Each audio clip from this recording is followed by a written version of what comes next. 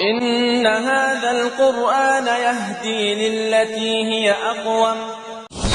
یہ قرآن وہ رستہ دکھاتا ہے جو سب سے سیدھا ہے.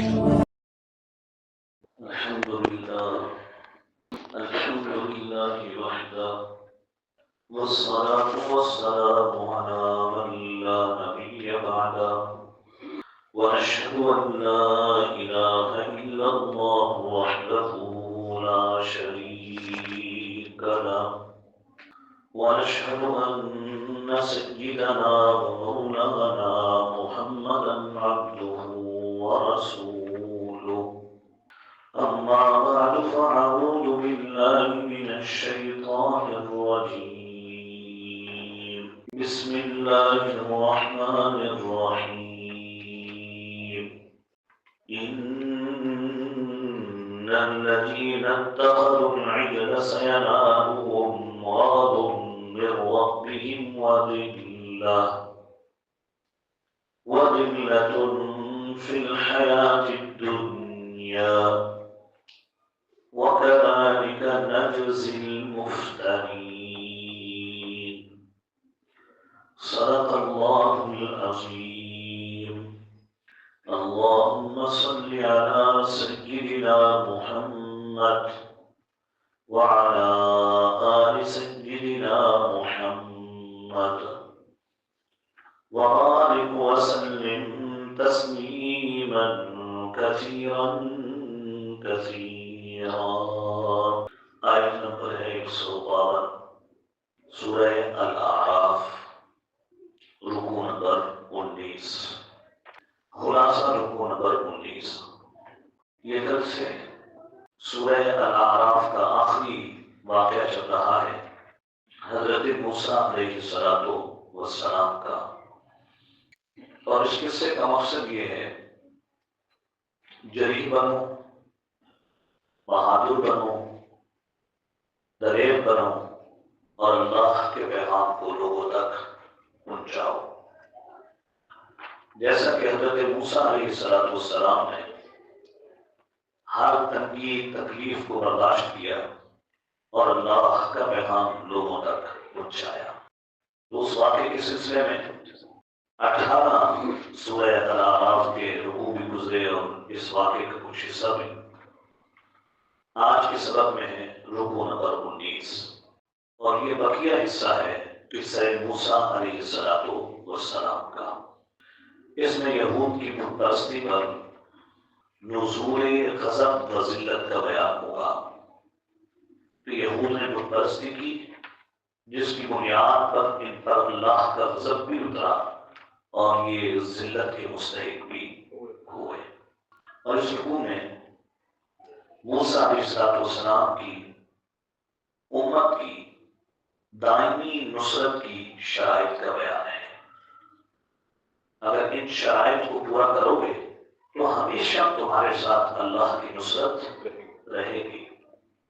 کون سی وہ شرائط ہیں جن پر کوئی شخص کوئی قوم عمل کرے تو اللہ کی نصرت اسے دائمی نصیب ہوتی ہے ہمیشہ کے لیے. اور ساتھ ہی اس رکوع میں یہ بیان ہوگا جو توبہ کرنے والے ہوں گے ان پر اللہ کی رحمت کا نزول ہوگا. اور اس رکوع میں ان 70 آدمیوں کے وعدے کا بھی تذکرہ ہوگا جن نے کوئی دور تک جا کر ماننے کا وعدہ کیا تھا اور کہا تھا کہ آئندہ ہم کبھی بھی اللہ کے ساتھ کسی اور کو شریک نہیں. ان لوگوں نے وہاں جا کر، آپ کو یاد ہے، اللہ کو جاہراً دیکھنے کا مطالبہ کیا تھا. ہمیں کیا پتا کہ یہ کس کی آواز ہے. اس پر غضب الہی ہوا. پھر حضرت موسیٰ کی دعا سے ان کو نجات ملی، اس کا تذکرہ ہوگا. جو شرائط ابھی آپ رکوع میں سنیں گے حضرت موسیٰ علیہ السلام نے بتائی تھی. ان یہود کو اللہ کی دائمی نصرت حاصل کرنے کے لیے ان میں ایک شرط یہ تھی کہ خاتم النبیین صلی اللہ علیہ وسلم پر کیا لانا؟ ایمان. اور اللہ کی دائمی نصرت حاصل کرنے کی ایک شرط یہ ہے کہ انسان احکام قرآن پر احکام قرآن پر ایمان لائیں۔ لہذا جو شخص بالخصوص یہود اگر عزت پانا چاہتے ہیں تو انہیں چاہیے کہ اس رکوع میں جو شرائط عزت کے لیے بیان کی گئی ہیں وہ ان شرائط کو کیا کریں، پورا کریں۔ اور ان شرائط میں ابھی آپ نے سنا ایک شرط جو ہے وہ ایمان بالرسول صلی اللہ علیہ وسلم ہے، اور ایک شرط احکام قرآن پر ایمان ہے۔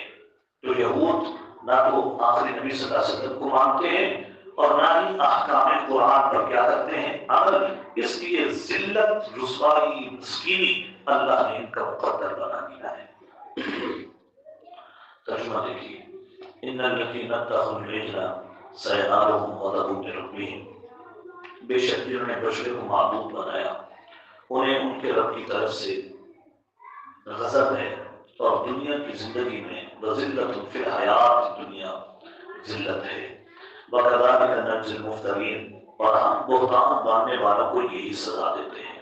وَالَّذِينَ عَمِلُوا السَّيِّئَاتِ، جیسے میں نے ابھی کہا تھا کہ غضب کے نزول کا سبب کیا ہے اور ذلت کے نزول کا سبب کیا ہے، اور پھر جنہوں نے توبہ کی ان کے لیے رحمت نزول کا وعدہ ہے۔ یہ ہے وَالَّذِينَ عَمِلُوا السَّيِّئَاتِ، وہ لوگ جن سے کوئی برے کام ہو جائیں، ثُمَّ تَابُوا مِن بَعْدِهَا، پھر اس کے بعد وہ توبہ کر لیں، وَآمَنُوا، اور وہ کیا لائیں، ایمان، ان ربک من بعدها لغفور رحیم، بے شک تیرا رب توبہ قبول کرنے والا ہے اس کے بعد اور معاف کرنے والا ہے۔ اللہ مجھے بھی آپ کو بھی بہترین ایام ہے توبہ کی توفیق عنایت فرمائے۔ ولما سکت عن موسیٰ الغضب اخذت الالواح، جب موسیٰ علیہ السلام کا غصہ ٹھنڈا ہوا تو انہوں نے تختیوں کو اٹھا لیا۔ کل کے سبق میں تھا کہ تختیاں کیا کرتی، وفی نسختیا، ایک مان مفسرین یہ مل کر بس جلدی سے بات سنیں، یہ تختیاں پھینکنے کا ترجمہ نہیں ہے، تختیاں گرنے کا ترجمہ۔ جیسے آدمی کو بہت کوئی پریشانی لاحق ہو جائے تو آدمی کے ہاتھوں کی گرفت کیا ہو جاتی ہے، کمزور ڈھیل پڑتی ہے، اور چیز خود بخود آدمی کے ہاتھ سے کیا ہو جاتی ہے، گر جاتی ہے۔ نبی کے لیے اس سے زیادہ اور کون سی غم کی بات ہوگی کہ ان کی قوم شرک میں مبتلا ہو جائے۔ ولما سکت عن موسیٰ الغضب اخذت الالواح، جب موسیٰ علیہ السلام کا غصہ ٹھنڈا ہوا تو تختیاں اٹھا لی۔ وفی نسختیا ہدی، جو ان تختیوں میں لکھا تھا وہ ہدایت تھی، وہ رحمت تھی ان لوگوں کے لیے جو اپنے رب سے ڈرتے ہیں۔ پتہ چلا کہ اللہ کی کتاب اسی شخص کو فائدہ دیتی ہے بطور ہدایت اور بطور رحمت کے جن کے دلوں میں خوف خدا کیا ہوتا ہے موجود۔ اب آپ دیکھیں جو قرآن میرے اور آپ کے سامنے ہے، یہ جو ہمارے نیک اہل اللہ کے سامنے ہوتا ہے، یہی قرآن عامی آدمی کے گھر میں بھی پڑا ہے، لیکن کچھ لوگ استفادہ کر لیتے ہیں اور کچھ لوگ استفادہ نہیں کر پاتے۔ استفادہ نہ کرنے کی وجہ یہ ہے کہ اللہ کا ڈر موجود۔ وَاخْتَارَ مُوسَىٰ قَوْمَهُ 70 رَجُلًا، موسیٰ علیہ السلام نے اپنی قوم میں سے 70 آدمی مقرر کیے اور ہمارے وعدے پر لائے۔ فَلَمَّا أَخَذَتْهُمُ الرَّجْفَةُ، پھر انہوں نے وہ کہا تھا نا کہ ہم اللہ کو کیا دیکھیں گے، آنکھوں پہ، ان کو پکڑ لیا زلزلے میں، تو کہا اے رب میرے لو شئت أهلكتهم من قبل وإياي، اگر تو چاہتا تو پہلے ہی انہیں اور مجھے ہلاک دے سکتا تھا۔ أَتُهْلِكُنَا بِمَا فَعَلَ السُّفَهَاءُ مِنَّا، جو ہمارے قوم کے بے وقوفوں نے کیا ہے، کیا تو اللہ اس پر ہمیں کیا کرے گا، ہلاک کر سکتا۔ ان ہی الا فتنتک، یہ سب تیری آزمائش ہے، جسے تو چاہتا ہے ہدایت دیتا ہے اور جسے تو چاہتا ہے گمراہ کر دیتا ہے۔ انت ولینا فاغفر لنا، تو یہ ہمارا کارساز ہے، ہمیں معاف کر دے، ہم پر رحم کر، اور تو سب سے بہترین معاف کرنے والا ہے۔ یہ آپ نے رکوع میں سنا، انہوں نے گستاخی کی، پکڑے گئے، پھر حضرت موسیٰ نے دعا کی تو اللہ نے ان کو نجات دی۔ وَاكْتُبْ لَنَا فِي هَٰذِهِ الدُّنْيَا حَسَنَةً، اب اگر تم دائمی حسنہ چاہتے ہو، دائمی اللہ کی نصرت چاہتے ہو تو یہ کام کرو، ہمارے لیے اس دنیا میں اور آخرت میں بھلائی لکھ دیجئے۔ اِنَّا هُدْنَا إِلَيْكَ، ہم تیری طرف ہی کیا کرتے ہیں، رجوع کرتے ہیں۔ قَالَ عَذَابِي يُصِيبُ بِهِ مَن أَشَاءُ، فرمایا میں اپنا عذاب جسے چاہتا ہوں اسے دیتا ہوں، اور اپنی رحمت سب چیزوں پر میری وسیع ہے۔ فَسَأَكْتُبُهَا لِلَّذِينَ يَتَّقُونَ، بس وہ رحمت ان کے لیے لکھوں گا جو ڈرتے ہیں۔ پھر دیکھ لیجیے کتاب سے فائدہ بھی کرنے والوں کو اور اللہ کی رحمت کا استحقاق بھی جو رکھتے ہیں وہ متقی ہیں۔ وَيُؤْتُونَ الزَّكَاةَ اور جو زکوٰۃ ادا کرتے ہیں اور ہماری آیتوں پر وہ ایمان لاتے ہیں. الذین یتبعون، تمہارا کیا ہے؟ دائمی نصرت چاہیے تقوی اختیار کرو. دائمی نصرت چاہیے اپنے مالوں سے کیا دو. دائمی نصرت چاہیے تو ہماری آیتوں پر ایمان لاؤ. دائمی اللہ کی مدد چاہیے الذین یتبعون الرسول النبی الأمی الذی، ان لوگوں کو ملے گی جو رسول کی پیروی کرتے ہیں، ایسے رسول جو انہوں نے جو جانتے سب کچھ ہیں لیکن انہوں نے کسی سے پڑھنا سیکھا نہیں. الذین یجدونہ مکتوبا، جسے اپنے ہاں تورات اور انجیل میں لکھا ہوا یہ باتیں، یامرون بالمعروف، وہ رسول کو نیکی کا تو حکم کرتے ہیں، وینہاہم عن المنکر، اور انہیں منکر سے روکتے ہیں اور ان کے لیے سب پاک چیزیں حرام کرتے ہیں. وَيُحَرِّمُ عَلَيْهِمُ الْخَبَائِثَ، ان پر ناپاک چیزیں حرام کرتے ہیں اور ان سے بوجھ کو اتار دیا. وَالْأَغْلَالَ الَّتِي كَانَتْ عَلَيْهِمْ، جو بوجھ جو تھا توق پر کے ان کی گلوں میں تھا، گردنوں میں. فَالَّذِينَ آمَنُوا بِهِ وَعَزَّرُوهُ، سو جو لوگ اس پر ایمان لائے اس نبی پر، وَعَزَّرُوهُ، ان کی حمایت کی، وَنَصَرُوهُ، اور دین کے کاموں میں ان کی مدد کی، وَاتَّبَعُوا النُّورَ الَّذِي أُنزِلَ مَعَهُ، اور انہوں نے اتباع کیا اس نور کا جو اس حبیب کے ساتھ اتارا گیا. اولئک هم المفلحون، یہی لوگ کیا ہوں گے؟ کامیاب. اب آپ اندازہ کیجیے ہمارے حضور پر کما حقہ ایمان بھی نہ ہو، آپ کی حمایت بھی نہ ہو، آپ کی نصرت بھی نہ ہو، اور آپ کے ساتھ اتارے ہوئے نور کا اتباع بھی نہ ہو، تو اللہ کی دائمی نصرت کبھی بھی نصیب ہو نہیں سکتی. اتباع قرآن تو وہ کرے جس کے پاس تعلیم قرآن ہو، اور جن نے آج تک تعلیم قرآن کو کوئی اہمیت دی ہی نہیں یا اسے کوئی کام سمجھے ہی نہیں، تو اللہ والے کو کبھی بھی اللہ کی دائمی نصرت نصیب نہیں ہوتی. اللہ ہمیں بھی ان باتوں پر پورا اتر کر دائمی نصرت پانے کی توفیق نصیب فرما دے. تقویٰ بھی دے، زکوٰۃ کی ادائیگی بھی دے، آیتوں پر ایمان بھی دے، حضور نبی محترم صلی اللہ علیہ وسلم کا اتباع بھی دے، اور پھر جو حضرت کے کام ہیں امر بالمعروف اور نہی عن المنکر، اللہ یہ بھی فریضے سر انجام دینے کی توفیق نصیب فرما دے. خلاصہ رکوع نمبر 20، دعوت امت موسیٰ اور ان کے نتائج.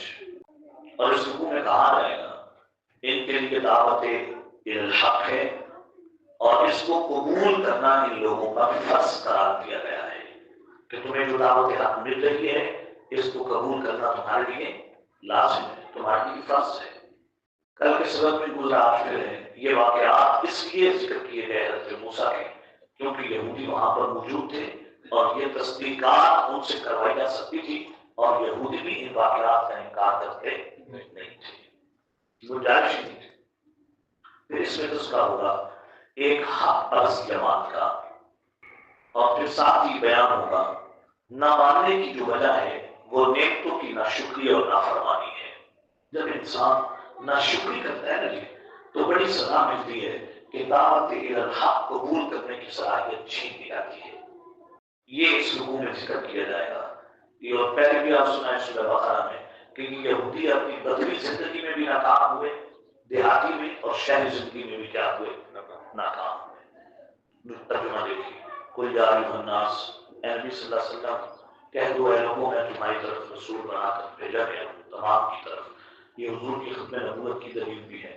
وہی ہے جی جس کی حکومت آسمانوں اور زمین میں ہے، اس کے سوا کوئی اور معبود نہیں، وہی جان ڈالتا ہے وہی جان نکالتا ہے. بس ایمان لاؤ اللہ اور اس کے رسول پر، نبی امی صلی اللہ علیہ وسلم پر، الذی یؤمن باللہ وکلماتہ، جو کہ اللہ پر اور اس کے رسول پر، بس جو اللہ پر اور اس کے ایمان لاؤ اللہ پر اور اس کے رسول پر اور نبی امی پر، الذی یعنی وہی نبی امی، الذی یؤمن باللہ وکلماتہ، جو کہ اللہ پر اور اس کے سب کلاموں پر یقین رکھتا ہے اور اس کے کلاموں کا اتباع کرتا ہے. لعلکم تہتدون، تو یہی جو بندہ ہے یہ کیا ہدایت ہے.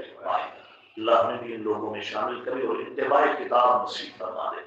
قوم موسیٰ میں ایک جماعت تھی کہ راہ بتاتے تھے اور اس کے موافق انصاف کرتے تھے. میں نے کہا کہ کتنی جماعتوں کا تذکرہ ہوتا ہے؟ 3. مَنْ قَوْمِ مُوسَىٰ أُمَّةٌ جَاءَتْ بِالْحَقِّ وَقَطَّعْنَاهُمْ اثْنَتَيْ عَشْرَةَ أَسْبَاطًا أُمَمًا، ہم نے انہیں جدا جدا کر دیا 12 جو ہے وہ اس میں دادوں کی اولاد جو بڑی بڑی جماعتیں تھیں. وَأَوْحَيْنَا إِلَىٰ مُوسَىٰ، اور ہم نے حضرت موسیٰ کی طرف وحی کی، اِذِ اسْتَسْقَاهُ قَوْمُهُ، کہ جب ان کی قوم نے ان سے پانی مانگا کہ حضرت آپ عصا پتھر پر مارے تمہارا تو اس سے بعد چشمے پھوٹ پڑے. ہر قبیلے نے اپنے پینے کے گھاٹ کو پہچان لیا. وَظَلَّلْنَا عَلَيْهِمُ الْغَمَامَ ہم نے ان پر بادلوں کا سایہ کیا اور ہم نے ان پر من اور سلوہ اتارا. ہم نے کہا کھاؤ تم اس میں سے جو عمدہ میں سے جو ہم نے تمہیں دیا ہے. انہوں نے ہمارا کوئی نقصان نہیں کیا. انہوں نے ناشکری کر کے اپنا کیا کیا ہے نقصان. تو یہ ان کی ناشکری اور ان کی جو نافرمانی کا سبب ہے وہ در حقیقت یہ ہے کہ انہوں نے نعمتوں کی کیا کی ہے ناشکری. یہ بڑی عجیب بیماری ہے. وَإِذَا قِيلَ لَهُمُ اسْكُنُوا هَٰذِهِ الْقَرْيَةَ اسی کو سورہ ابراہیم میں پڑھیں گے. وَإِذْ رَبُّكُمْ لَئِن شَكَرْتُمْ لَأَزِيدَنَّكُمْ تمہارے رب نے یہ اعلان کیا ہے اگر شکر کرو گے تو نعمتوں میں اضافہ کر دے گا اور اگر تم ناشکری کرو گے تو ان عذابی لشدید اس کی جو پکڑ ہے وہ کیا ہے بہت سخت ہے. وَإِذْ قِيلَ لَهُمُ اسْكُنُوا اور جب انہیں حکم دیا گیا تم اس بستی میں جا کر رہو اور کھاؤ جہاں سے تم چاہو. وَقُولُوا حِطَّةٌ اور یہ کہتے ہوئے جاؤ. وَادْخُلُوا الْبَابَ سُجَّدًا اور جھک کر داخل ہونا اور یہ کہنا کہ ہماری خطائیں اے ہمارے رب معاف کر دیجیے. ہم محسنین کو بہت اچھا بدلہ دیتے ہیں. فَبَدَّلَ الَّذِينَ ظَلَمُوا مِنْهُمْ سو ان ظالموں میں سے ظالموں نے دوسرا جو رستہ ہے اس کے علاوہ اسے بدل دیا تو جو انہیں کہا گیا تھا. فَأَرْسَلْنَا عَلَيْهِمْ رِجْزًا مِنَ السَّمَاءِ پھر ہم نے آسمان سے عذاب بھیجا بسبب اس کے کام جو وہ ظلم کیا کرتے تھے. خلاصہ رکو نمبر 21 دعوت الی الحق کے بعد داعی بری الذمہ ہو جاتا ہے. جب انسان کیا کہتا ہے حق کی دعوت دے دیتا ہے تو داعی حق کی دعوت کے بعد بری الذمہ ہو جاتا ہے. کہا جائے گا ہفتے کا دن بطور امتحان کے تھا اور یہ یہود اس میں کیا ہوئے ناکام. دوسری جماعتیں روکتی رہی یہ تذکرہ ہوگا. تیسرے روکنے والوں کو بھی روکتی رہی کہ تمہارا روکنا فضول ہے. ایک جماعت برائی کرتی تھی دوسری جماعت ان کو روکتی تھی تیسری ان روکنے والوں کو روکتی تھی کہ تمہارا روکنا کیا ہے فضول ہے کیونکہ وہ باز تو آئیں گے نہیں. تو انہوں نے اپنی جدوجہد کا سبب بتایا کہ ہم اصل میں ان کو اس لیے روک رہے ہیں کہ ہم تو اپنے اس فریضے سے بری ذمہ ہو جائیں کیونکہ ہر آدمی کے ذمہ یہ حکم ہے اسے یہ پابندی ہے اس پر کہ وہ امر بالمعروف اور نہی عن المنکر کرے بری ذمہ. بس جب عذاب آیا تو روکنے والے بچے کیونکہ انہوں نے اپنا فرض مقصدی ادا کر دیا تھا. رکوع میں عذاب کا تذکرہ آئے گا اور کہا ہے کہ صرف وہی جماعت بچی جس نے لوگوں کو اور جو بندہ داعی ہوتا ہے نا داعی دعوت الحق دینے کے بعد بری ذمہ ہو جاتا ہے. باہر ان دفعہ بھی بری ذمہ ہو گئے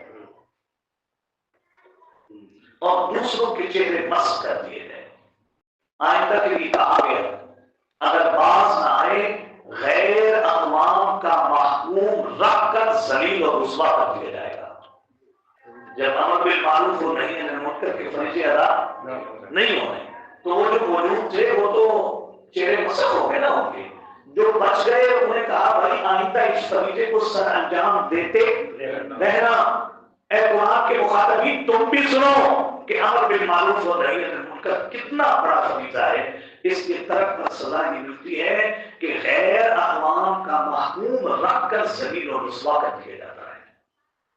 اب اس سے زیادہ اس کی بہترین تصویر آج کے اس دور سے کیا ہے. غیر اقوام کا محکوم رکھ کر ذلیل اور رسوا کر دے گا اور اگر تم باز آ کر یہ فریضے انجام دو گے تو ہم غفور رحیم بھی ہیں. اتنی بڑی جماعت میں سے صرف کہا جائے گا ایک چھوٹی سی جماعت سارے نظر آئی بس اس کے علاوہ لوگ سارے نظر. ابھی آپ دیکھ رہے ہیں کتنی بڑی تعداد ہے مسلمانوں کی لیکن امر بالمعروف اور نہی عن المنکر کتنے لوگ ادا کر رہے ہیں. بڑی معذرت کے ساتھ آپ جو بھی فرما رہے تھے نا کہ یہ شیشہ ہے.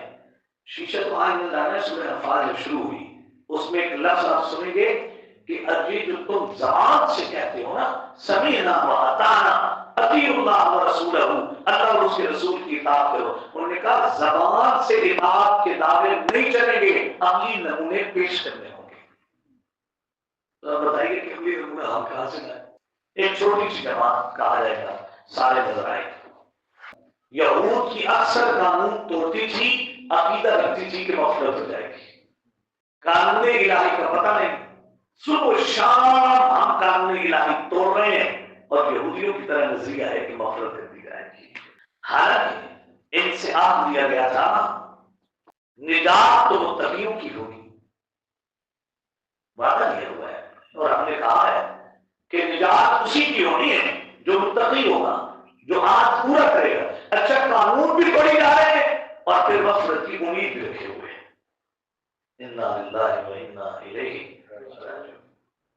مغفرت اور نجات تو ان کے لیے ہوگی جو قانون الہی کو معقول بھی بناتے ہیں. قانون الہی کو معقول بھی بناتے ہیں. ایک شخص نے کبھی قانون الہی پہ عمل نہیں کیا اور امید رکھ کے بیٹھا ہے کہ ہم بھی کیا کر دیے جائیں گے. ہمارا وعدہ ہے معقول بھی بنانے والوں کو ہی بخشا جائے گا. لہذا کتنے گروہ ہوئے؟ تین. ایک نے روکا، دوسرے نے روکنے والوں کو روکا اور تیسرے کہتے تھے وہ جو بیماری میں پڑے ہیں ان کو روکنا ہے فضول. لیکن بچے کون؟ امر بالمعروف اور نہی عن المنکر کرنے. یہ قصہ سنا کر تمہیں کہا جا رہا ہے اگر تم نے بھی بنی اسرائیل کی طرح امر بالمعروف اور نہی عن المنکر کا فریضہ ترک کیا، غیر اقوام کا محکوم رکھ کر تمہیں بھی ذلیل کر دیا جائے گا. اور یہود کی طرح کرو کچھ نہیں اور مغفرت کی امیدیں لگاؤ، یہ اس سے کام چلے گا نہیں. ترجمہ دیکھیے. وَاسْأَلْهُمْ عَنِ الْقَرْيَةِ الَّتِي كَانَتْ حَاضِرَةَ الْبَحْرِ. ان سے اس بستی کا حال پوچھ جو دریا کے کنارے پر آباد تھی. جب ہفتے کے معاملے میں حد سے بڑھنے لگے، جب ان کے پاس مچھلیاں ہفتے کے دن پانی کے اوپر آنے لگی اور جس دن ہفتہ نہ ہوتا تو اس دن وہ آتی نہیں تھی. کذالک نبلوہم بما کانوا یفسقون. اسی طرح ہم نافرمانوں کو کیا کرتے ہیں؟ آزماتے ہیں. پہلے حلال نہیں آ رہا تھا، اب اس نے حلال حرام کی تمیز چھوڑی تو اب جناب مانا زیادہ کیا ہو گیا؟ شروع ہوئی. یہ آزمائشیں ہوتی ہیں. جو نافرمان ہوتے ہیں قانون الہی کے، ہم انہیں پکڑتے نہیں، ہم انہیں ڈھیل دے کر ان پر رحمتوں کے دروازے کھول دیتے ہیں. وَإِذْ قَالَتْ أُمَّةٌ مِّنْهُمْ. اور جب ان میں سے ایک جماعت نے کہا ان لوگوں کو کیوں نصیحت کرتے ہو؟ تبلیغ نہ کرو. کیوں؟ اللہ مولکم، اللہ تو انہیں کیا کرنے والا ہے؟ اللہ تو ان کو کیا تبلیغ کرے؟ اللہ تو انہیں سخت عذاب دے گا. انہوں نے کہا معذرۃ الی ربکم، ہم تو دعوت الحاق کر کے اپنے آپ کو بری عظما کرنا چاہتے ہیں اور شاید کہ یہ بھی چانسز ہیں کہ وہ کیا ہمیں متقی بن جائے. فلما نسوا ما ذکروا بھی، پھر جب وہ بھول گئے اس چیز کو جو انہیں سمجھائی گئی تھی تو ہم نے نجات صرف انہیں کو دی. ینہون عن السوء، جو برائی سے کیا کرتے تھے؟ روکتے تھے. واخذنا الذین ظلموا، اور ظالموں کو ان کی نافرمانی کے باعث برے عذاب میں پکڑا. فلما اتوا ما نهوا عنہ، پھر جب وہ اس کام میں حد سے آگے بڑھ گئے جس سے روکے گئے تھے ہم نے جو ان کو کہا ذلیل بندر بن جاؤ. یہ ہوتا ہے قانون الہی سے دور رہنے کے نتیجے. اور یاد کرو جب تیرے رب نے خبر دی تھی کہ یہود پر قیامت کے دن تک، بڑی توجہ سے سنیے گا، قیامت کے دن تک ایسے شخص کو ضرور اللہ بھیجتا رہے گا جو انہیں برا عذاب دیتا رہے گا. بے شک تیرا رب بہت سخت سزا دینے والا ہے، جلدی سزا دینے والا ہے، عذاب دینے والا ہے اور بے شک بڑا معاف کرنے والا اور رحم کرنے والا ہے. وقتاناہم فی الارض امما، اور ہم نے انہیں ملکوں میں مختلف جماعتوں میں متفرق کر دیا. منہم الصالحون و منہم دون ذلک، ان میں سے کچھ لوگ کیا تھے؟ صالح. میں بتایا نا اتنی بڑی جماعت میں تھوڑے لوگ کیا تھے؟ صالح. اور بعض اور طرح کے تھے. ہم نے برائیوں اور برائیوں کے ذریعے کیا کیا؟ آزمایا. لعلہم یرجعون، شاید کہ وہ پلٹیں. کتنا عجیب جملہ ہے. کبھی اللہ سیئات کے ذریعے آزماتے ہیں اور کبھی اللہ پروردگار عالم حسنات کے ذریعے بندے کو کیا کرتے ہیں؟ آزماتے ہیں. اور حسنات تو ہم سمجھتے ہیں کہ یہ تو اللہ کا فضل ہو گیا ہم پر، ہم نے تو کبھی اسے آزمائش سمجھا ہی. وہ بھائی سائیکل چلانے والے ہو، آج جو گاڑیوں پہ آ رہے ہو تو یہ حسنات کے لیے تمہارا امتحان تو نہیں ہے. بیمار ہو گئے، پریشانی آ گئی، قرض آ گیا، گھبراؤ نہیں. بسا اوقات یہ سیئات بھی کیا ہوتی ہیں؟ آزمائش. پھر ان کے بعد ان کے جانشین ہوئے برے لوگ، وارث الکتاب. وہ کس کے وارث بنے؟ اگر لفظ سن لو ذرا، یاخذون عرض هذا الادنی، وہ اس کتاب کو دنیا کے معمولی متاع متاع کے بدلے میں بیچتے بھی تھے، لیتے بھی تھے اس کے بدلے میں دنیا کا مال، اور امیدیں کیا تھی؟ سیغفر لنا، ہمیں معاف کر دیا جائے گا۔ وہ لوگ دنیا میں کتاب کے وارث بنے جو اس ادنا زندگی کا مال و متاع لیتے تھے اور کہتے تھے کہ ہم کیا کر دیے جائیں گے؟ معاف کر دیے جائیں گے۔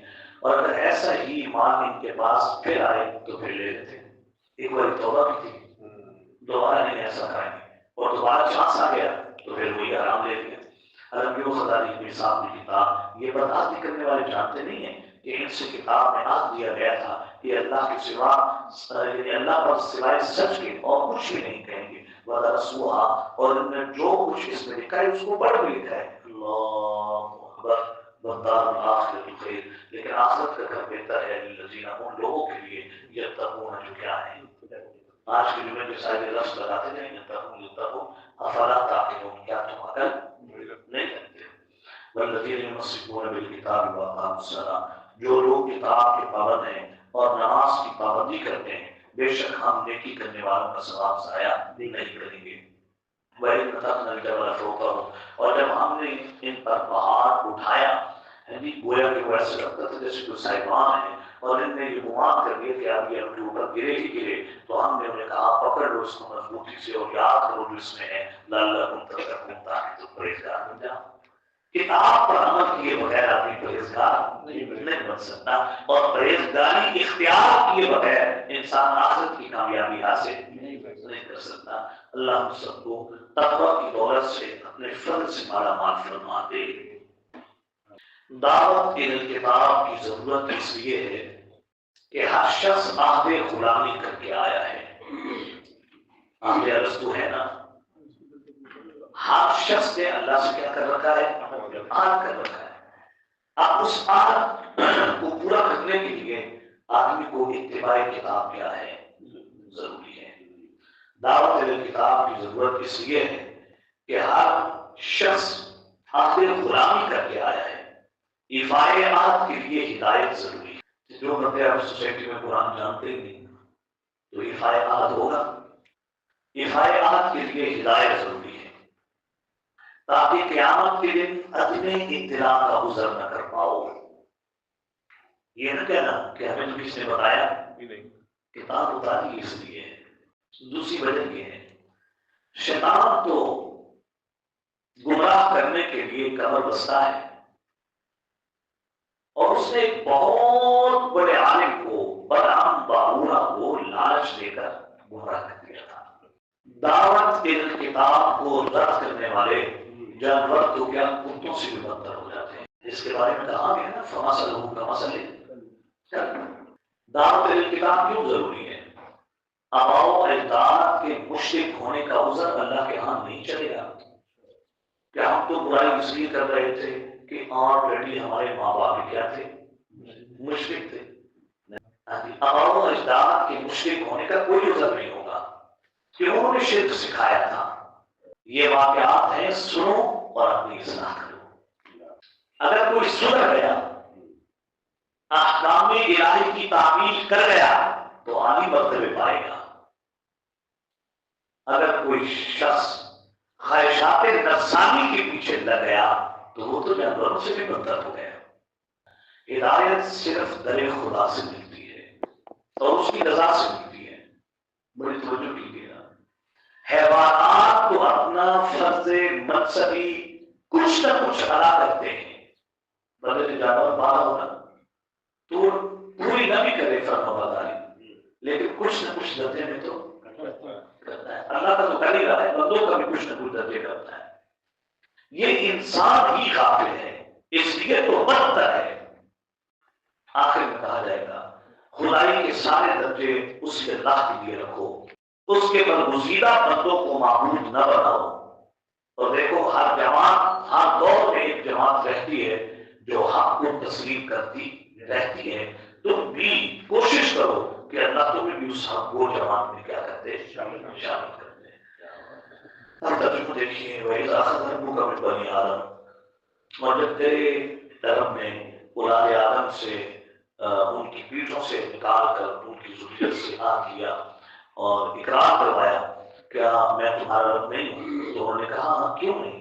ان تقولوا یوم القیامہ، ہم اس لیے تم سے تمہیں دعوت کتاب دے رہے ہیں اور کتاب دے رہے ہیں تاکہ تم یہ نہ کہو کہ ہم تو کیا تھے، کافر، ہمیں پتہ ہی نہیں تھا، اور تقول انما اشرک آباؤنا، یا اس لیے ہم تمہیں دعوت کتاب دے رہے ہیں تم یہ نہ کہو کہ شرک تو ہمارے باپ دادا کرتے تھے، وَكُنَّا ذُرِّيَّةً، اور ہم تو ان کی اولاد ہی تھے نا ان کے بعد، أَفَتُهْلِكُنَا بِمَا فَعَلَ الْمُبْطِلُونَ، کیا تم ہمیں اس کام پر ہلاک کرتا ہے جو گمراہوں نے کیا؟ تو ہم یہ عذر ختم کرنے کے لیے تمہیں دعوت کتاب دے رہے ہیں۔ اس طرح ہم کھول کر آیتیں بیان کرتے ہیں تاکہ لوگ پلٹ آئیں اور انہیں ایک شخص کا حال سنا دیں جسے ہم نے اپنی آیتیں دی تھی۔ توجہ فرمائے بھائی، ایک ہے آپ کہیں کہ یہ عالم ہے، ایک تو میں کہوں کہ یہ عالم ہے، اور ایک اتنا بڑا عالم ہو کہ جس کو رب کہہ رہا ہو آتیناہ آیاتنا، اس کو میں نے صاحب علم بنایا تھا۔ تو جس کے صاحب علم ہونے کا اللہ کی ذات اگر اطلاع کر رہی ہے تو وہ کتنا بڑا عالم ہوگا۔ فَانْسَلَخَ مِنْهَا، پھر وہ ان آیتوں سے نکل گیا، فَأَتْبَعَهُ الشَّيْطَانُ، اس کے پیچھے شیطان لگا، وہ گمراہوں میں سے ہو گیا۔ اور اگر ہم چاہتے نا تو ان آیتوں کی برکت سے اس کا رتبہ بلند کر دیتے، لیکن وہ دنیا کی طرف مائل ہوا اور خواہش پرست بن گیا۔ فَمَثَلُهُ كَمَثَلِ الْكَلْبِ، بس اس کی مثال تو پھر کتے کی سی مثال ہے۔ کہتے ہیں کتے کے ساتھ اس عالم کو تشبیہ اس کو اس لیے دی گئی کہ کتے میں دو خصلتیں بڑی گندی ہوتی ہیں، ایک لالچی ہوتا ہے، ایک شہوت پرست ہوتا ہے۔ تو جو انسان لالچ کی وجہ سے اور شہوت پرستی کی بنیاد پر دعوت کتاب قبول نہیں کرتا یا علم کتاب ہونے کے بعد آیات کتاب سے نکل جاتا ہے، فَمَثَلُهُ كَمَثَلِ الْكَلْبِ، اس میں اور کتے میں کوئی فرق نہیں۔ ان تحمل علیہ یلہث، ایک کتے پر تو سختی کر تو پھر بھی ہانپے گا، چھوڑ دے تو پھر بھی ہانپے گا، ہر وقت بڑا بھی ہونا پیٹ تو وہ لعاب پھینکتا ہی رہتا ہے۔ اور کہتے ہیں یہ کتا ایسا ہے جو اپنے ہی اندر سے نکلی ہوئی قید والی جو خلاصت ہوتی ہے، اتنا لالچ ہوتا ہے کہ پیٹ خراب ہوا اور خرابی کے باعث وہ جو گندگی اندر تھی وہ ساری کیا آ گئی، باہر آ گئی۔ اتنا لالچی اور اتنا حریص ہوتا ہے کہ اپنی گندگی بھی کہتا ہے میں ہی کھاؤں، کوئی اور نہ کھاتا ہے۔ جس میں اس درجے خواہش پرستی ہو، حرص اور لالچ ہو، پھر ایسے لوگوں کی مثال فَمَثَلُهُ كَمَثَلِ الْكَلْبِ إِنَّ لِلَّهِ ذَلِكَ مَثَلُ الْقَوْمِ الَّذِينَ، یہ ان لوگوں کی مثال ہے جن نے ہماری آیتوں کو جھٹلایا۔ سو یہ حالات بیان کر میرے پیغمبر شاید کہ لوگ غور و فکر کریں، اللہ ہمیں بھی غور و فکر کرنے والوں میں شامل فرما دے۔ جن نے ہماری آیتوں کو جھٹلایا ان کی بری مثال ہے، وہ اپنا ہی نقصان کرتے رہے۔ میں یاد اللہ فهو المهتدی، میں نے ابھی کہا تھا خلاصے قرآن میں یہ ہوگا کہ ہدایت ملے گی در خدا پر آ کر، وہ جسے چاہتا ہے کیا دیتا ہے، ہدایت دیتا ہے، اور جس کو گمراہ کرتے وہ اپنا ہی نقصان کر رہا ہے۔ ہم نے دوزخ کے لیے بہت سے جن اور آدمی پیدا کیے ہیں، لہو قلوب، ان کے دل تو ہوتے ہیں لیکن اس سے حق نہیں سمجھتے، ان کی آنکھیں ہوتی ہیں لیکن اس سے حق دیکھتے نہیں، ان کے کان تو ہوتے ہیں لیکن حق سنتے نہیں، اولئک کالانعام، وہ ایسے ہیں جیسے چوپائے بل ہم اضل، بلکہ ان سے بھی کیا ہے، بدتر ہے۔ کیوں؟ اولئک هم الغافلون، کہ یہ لوگ کیا ہیں، غافل ہیں۔ اس لیے یہ قرآن دور قرآن کا کام نہیں ہے، دور قرآن تو ایک ترغیب ہے ہمارے لیے کہ بھائی ہاں یہ بھی کوئی کام ہے قرآن کا، یہ جو اتنی تیزی کے ساتھ ترجمہ کر کے آگے چلے جانا، لیکن اس میں بھی قرآن ایسے انسان کو ایسی باتیں سامنے آتی ہیں کہ انسان کہاں پہنچتا ہے۔ اگر پورا قرآن بندے کی نگاہ میں ہو تو پھر کیا حال ہوگا۔ اللہ نے بھی مستقل بنیادوں پر قرآن سیکھ کر ہر خاتون کو، ہر مرد کو اللہ داعی کرنے کی توفیق نصیب فرمائے۔ ساری زندگی سنتے رہنا کوئی کام نہیں ہے، سنو، جذب کرو، لو، اور پھر اپنی اللہ کی دی ہوئی صلاحیت کی بنیاد پر امر بالمعروف اور نہی عن المنکر والوں میں شامل ہو جاؤ۔ یہ تمہیں تجربے خداوندی ہوں گے کہ تمہیں دعوت کے راستے پر اللہ ایسا الہام کرے گا کہ تم سوچ بھی نہیں سکو گے۔ وَلِلَّهِ الْأَسْمَاءُ الْحُسْنَىٰ، سب اچھے نام اللہ ہی کے لیے ہیں سوائے انہی ناموں سے، ہے جی، مارنا فَرُو بِهَا، اللہ ہی کے لیے کیا ہے، سب اچھے نام ہے، فَرُو بِهَا، اسی ناموں سے تم اس کو پکارو اور چھوڑ دو ان کو جو اللہ کے ناموں میں کچھ اختیار کرتے ہیں، ان قریب بدلہ دیا جائے گا اس کو جو وہ عمل۔ خلاصہ نمبر 23، مدعوین کو اعراض کرنے کی حالت میں استدراجن مہلت کا ملنا یہ سنت اللہ میں داخل ہے۔ ایک بندے کو قرآن کی کیا دی دعوت، وہ مان نہیں رہا۔ مدعوین کو اعراض کرنے کی حالت میں استدراجن مہلت ملنا یہ اللہ کی سنت ہے۔ اللہ ہلاک نہیں کرتے فوراً، بلکہ اللہ کیا دیتے ہیں، آہستہ مہلت دیتے ہیں۔ آگے بڑی توجہ کیجیے گا، اسباب خفیہ سے تباہ کیے جاتے ہیں، بڑا وقت لگتا ہے بسا اوقات مجرموں کو تباہ کرنے میں۔ اللہ نے ایک طریقہ رکھا ہے، فوراً نہیں پکڑتے کسی کو، اللہ مہلت دیتے۔ فرعون نے کتنا اقتدار حاصل کیا، نمرود نے کتنا کیا، دنیا میں بڑے بڑے ظالم گزرے، بڑی بڑی حکومتیں لوگوں نے کی ہیں۔ اللہ کا یہ طریقہ ہے ہمیشہ سے، یہ کبھی مجرم کو استدراج مہلت دیتا رہتا ہے اور آہستہ آہستہ استدراج آہستہ آہستہ پکڑتا ہے اور پکڑنے کے خفیہ اسباب پیدا کر دیتا ہے۔ حضور صلی اللہ علیہ وسلم کے لیے آئے گا کہ حضور کو مجنون کہتے ہیں، حالانکہ آپ کے حالات، سبحان اللہ، آپ کا عاقل ہونا، آپ کا دور اندیش ہونا یہ بتا رہا ہے کہ مجنون لوگ ایسے نہیں ہوتے، اور کہا جائے گا ہلاکت کے آثار ہر طرف سے پیدا ہو جائیں گے۔ جو ہدایت کے لیے تیار نہیں ان کی رہنمائی کون کر سکتا ہے؟ قانون الہی کے پابند اس لیے نہیں کہ مر کر اٹھنے کے قائل نہیں۔ قانون الہی کا پابند تو وہ ہو جسے یہ پتا ہو کہ میں مر کر دوبارہ اٹھایا، جو تمہارا بنیادی عقیدہ ہے۔ اے حبیب کہیے میں تو صرف بتلا ہی سکتا ہوں کامیابی کا راستہ۔ بڑی توجہ کیجیے گا، ایک بڑے واقعے کا مجھ سے پوچھتے ہو قیامت کا، بڑی توجہ، میں تو اپنے ذاتی حالات مستقبل کو نہیں جانتا، بلکہ مستقبل میں میرے ساتھ کیا ہو رہے ہیں، کیا کیا حالات آ رہے ہیں۔ اتنا بڑا سوال مجھ سے پوچھ رہے ہو، میں تو اپنے ذاتی حالات مستقبل کو بھی، اس لیے میرا کام تو صرف راہبری کر دینا، میں نے وہ تمہاری راہبری کر دی ہے، مجھے نہیں پتا کہ قیامت کا کھانے ہوگی۔ ترجمہ دیکھیے، اور جن نے ہماری آیتوں کو جھٹلا دیا، اے سنو بھائی اللہ والے، سنستدرجہم من حیث لا یعلمون، ہم آہستہ آہستہ پکڑتے ہیں اور انہیں پتہ بھی نہیں چلتا۔ یہ ہے اللہ کی سنت کہ اللہ آہستہ پکڑتے ہیں، اور میں انہیں مہلت دوں گا، بے شک میری تدبیر بڑی مضبوط ہے۔ کیا انہوں نے غور نہیں کیا کہ ان کے ساتھی میں جنون نہیں ہے؟ وہ تو ڈر سنانے والے ہیں نا باتیں۔ کیا انہوں نے آسمان و زمین کی سطح نہیں دیکھی اور دوسری چیزوں کو جو اللہ نے پیدا کی ہے؟ اور یہ ممکن ہے کہ ان کی اجل قریب ہو، پھر قرآن کے بعد کس چیز پر یہ ایمان لائیں گے؟ ہائے اللہ، سنے ہو بھائی، دعوت کتاب کیوں ضروری ہے؟ تاکہ وہ آج پورا کر سکو جو تم کر کے آئے ہو۔ آپ کتنی عجیب بات کہی جا رہی ہے، طبیعت کی حدیث میں بعد یؤمنون، اگر آپ دعوت کتاب کو قبول نہیں کرو گے تو بتاؤ اس کے بعد کوئی اور کون سی کتاب ہے جس پر کیا لاؤ گے؟ ایمان لاؤ گے۔ جس کو اللہ گمراہ کر دے اسے کوئی ہدایت نہیں دے سکتا، اللہ چھوڑ دیتا ہے ان کو اپنی سرکشیوں میں، یہ ویسے ہی سنجیدان رہتے ہیں۔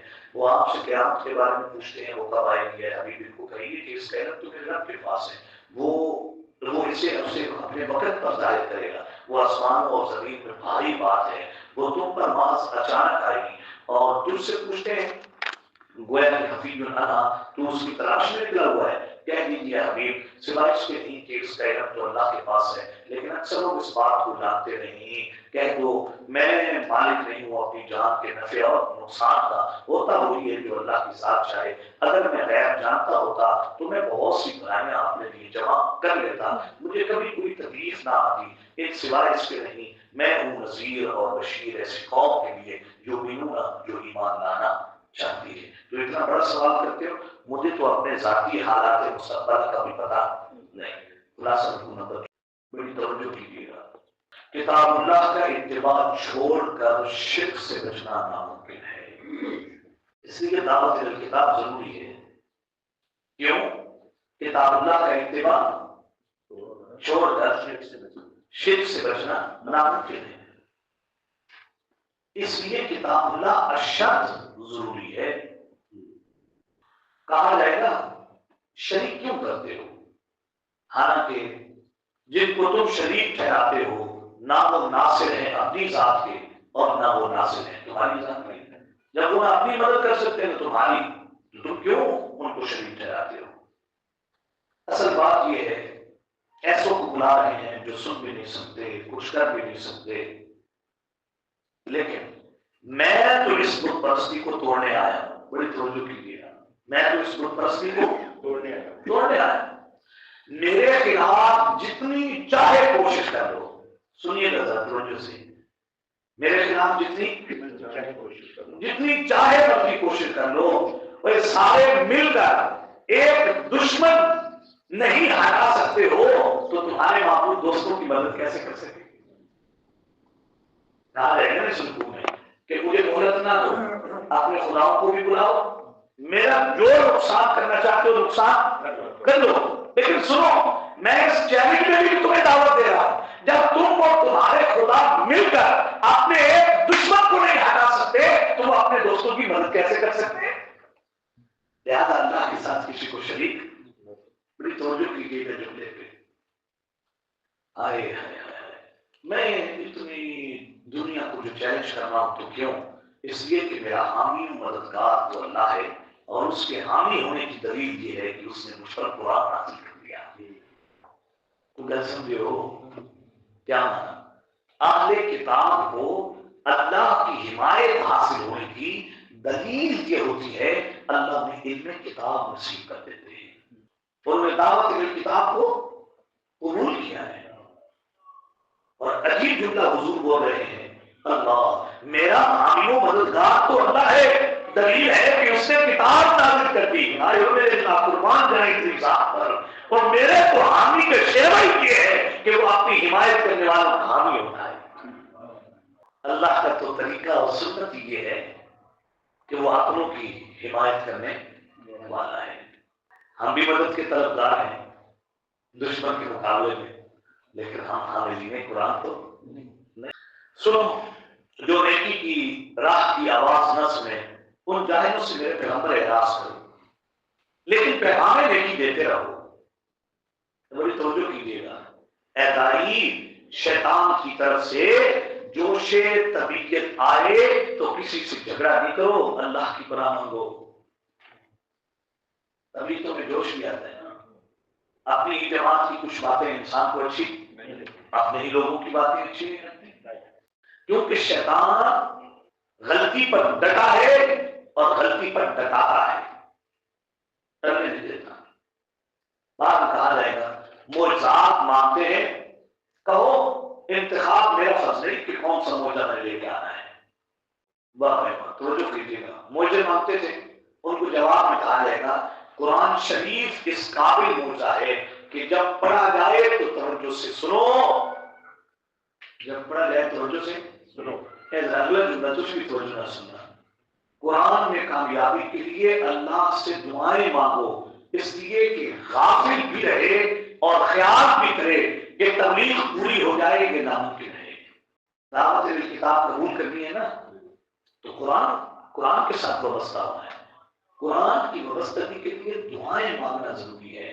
غافل انسان بھی رہے اور پھر کہے کہ میں تو قرآن کے ذریعے تبلیغ بھی پوری کروں، نہیں، داعیے قرآن کے لیے دعا ضروری ہے، کیونکہ دعا انسان کو غفلت سے نکالتی ہے، اور جو آدمی غفلت سے نکلتا ہے وہ تبلیغ قرآن کر سکتا ہے۔ قرآن پڑھا جائے توجہ سے سنو اگر داعی بننا چاہتے ہو۔ قرآن میں کامیابی کے لیے، کس میں؟ قرآن میں کامیابی کے لیے اللہ سے دعا مانگو۔ انسان غافل بھی رہے اور خیال کرے کہ تبلیغ پوری ہو جائے، یہ ناممکن ہے۔ اس لیے ہمارے اسلاف کے طریقے تھے، وہ کئی واز اگر کرتے تھے بس اب اسلاف کی باتیں ہی رہ گئی ہیں، وہ واز کرنے سے پہلے بھی دعا کرتے تھے، اور واز کرنے کے بعد بھی تنہائیوں میں رب سے دعا کر کے کہتے تھے اللہ جن کو پیغام پہنچایا اب ان کے دلوں میں اتار دے۔ دعا، اور ہم سارے کام کر لیتے ہیں لیکن دعا نہیں کر سکتے، اس کی وجہ بھائی جان یہ ہے دعا مخل، دعا مانگنا کچھ سوکھا کام ہے نہیں، یہ بہت مشکل کام ہے۔ کہا جائے گا قرب خداوندی کا طریقہ یہ ہے اس کی غلامی سے تکبر نہ کیا جائے، قرب خداوندی کا طریقہ قرب خداوندی کا طریقہ یہ ہے کہ غلامی سے تکبر نہ کیا جائے اور کوئی بری بات اس ذات کی طرف منسوب نہ کی جائے. لہذا یہ باتیں مبلغ کے لیے بہت ضروری ہیں. تکبر بھی نہ کرے داعی قرآن، بری باتوں کی نسبت بھی نہ کرے، جوش طبیعت سے کام بھی نہ لے، قرآن کے اندر لگے اور قرآن میں لگ کر کامیابی پانے کے لیے دعائیں بھی کرتا رہے تاکہ غفلت سے نکلے. یہ ساری باتیں داعی قرآن کے لیے کیا ہیں؟ اللہ ہم سب کو اپنے فضل سے نصیب فرما دے. ترجمہ دیکھیے، وہ وہی ہے جس نے تمہیں ایک جان سے پیدا کیا اور اسی سے اس کا جوڑا بنایا تاکہ اس سے آرام پائے. پھر جب میاں نے بیوی سے باہر اس کو ڈھانپا تو خفیفاً فمرت بھی، اس کو ہلکی سی امید سی ہوئی اور اس امید کو لے کر پھرتی رہی. اور جب وہ بوجھل ہو گئی پتہ چل گیا کہ ماشاءاللہ یہ تو امید سے ہے. دونوں میاں بیوی نے اللہ سے دعا کر کے کہا اگر تم نے صالح بیٹا دیا لنکونن من الشاکرین، تو ہم تو تیرے کیا بنیں گے شکر. میاں بیوی نکاح ہوا، امید سے ہوئی، تو جناب میاں بیوی نے کہا اچھا ہوگا تو آپ سے قرآن سنا. اللہ نے بیٹا دیا تو عالم اس کا نام فلاں رکھیں گے. وہ جو ہو جاتا ہے اللہ سے ترجمے سے آتا ہے نہیں اور وہ خالہ کہہ رہی ہے یہ نام رکھیں. فلما آتاہما صالحا، پھر جب اللہ ان کو صحیح صالح اولاد دے دیتا ہے نا تو شرکاء فیما آتاہما، تو اللہ کے شریک بنا دیتے ہیں جو اللہ ان کو دیتا ہے. فتعالی اللہ عما یشرکون، اللہ بہت بلند و بالا ہے جن کے ساتھ وہ اوروں کو کیا کرتے ہیں، جس کے ساتھ جن کو وہ اور اللہ کا شریک ہے. جو نام ہوتے ہیں نا بچوں کے یہ بھی شرک پر مبنی ہوتے ہیں. لہذا اللہ کے نبی صلی اللہ علیہ وسلم کے پاس جب بھی کوئی بندہ آتا تھا آپ پہلے دیکھ کر اس کا نام بدلتے تھے کیونکہ نام بھی شرک پر دلالت کرتے ہیں. تمہارا نام کیا ہے؟ تو کوئی آگے کہتا تھا عبد العزا، آپ کہتے تھے نہیں عبداللہ. کیا نام ہے تمہارا؟ عبد الشمس. آئندہ کے بعد تیرا نام عبد الشمس. کون ہوتا ہے دینے والا؟ عزا کون ہوتی ہے دینے والی؟ یہ بتنیاں ہیں جی اور یہ جن کی تم پوجا کرتے ہو یہ کچھ نہیں دیتے، دینے والے تو کون ہے؟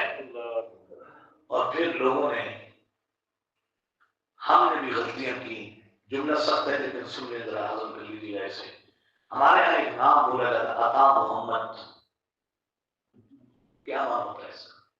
عبد النبی، عبد الرسول، اور وہ ساری زندگی لوگوں کو کہتے رہے عبداللہ، عبد الرحمان، محمد بخش، نبی بخش، حسین بخش، بس ایک ہی سیدھا نام ہے اللہ تعالیٰ. یہ چیزیں بڑی غور کرنے کی ہیں لیکن ہم ان چیزوں کو معمولی سمجھ رہے ہوتے ہیں. شیطان ان کے پیچھے بڑے مقاصد رکھتا ہے. اس لیے اللہ کے نبی نے پہلے کوئی کام نہیں، جو بندہ آیا اسلام میں داخل ہوا نام سیدھا نہیں تھا تو آپ سب سے پہلے اس کا نام کیا کرتے تھے؟ سیدھا. یہ تیرا نام ہے بھائی، آئندہ کے بعد یہ نام نہیں. ایشرکون ما لا یخلق شیئا، اتنے پیارے نام ہوتے تھے بچیوں کے، صحابیات کے نام پر، بچوں کے نام صحابہ کے نام پر. لیکن بس تو بہرحال یہ بڑی ناشکری ہوتی ہے کہ اولاد ہوئی نہیں اور اللہ سے بڑے وعدے کیے اللہ تیرے نام پہ وقف کر دیں گے، اللہ قرآن پڑھیں گے، اور جب ہوتی ہیں اولادیں تو آدمی معاشرتی دباؤ کا کیا ہو جاتا ہے. یہی تمہارے ہیں، امید سے ہوئی تو کہا اللہ یہ کر دیں گے، اور جب ہوتے ہیں تو پھر اللہ کے ساتھ اوروں کو شریک ہے. بھائی ہو رہا نا شریک کرنے کا یہ مطلب نہیں اس کا کہ یہ لات نے دیا یہ عزا نے دیا، یہ تو ہے ہی شرک ہے اپنی جگہ پر.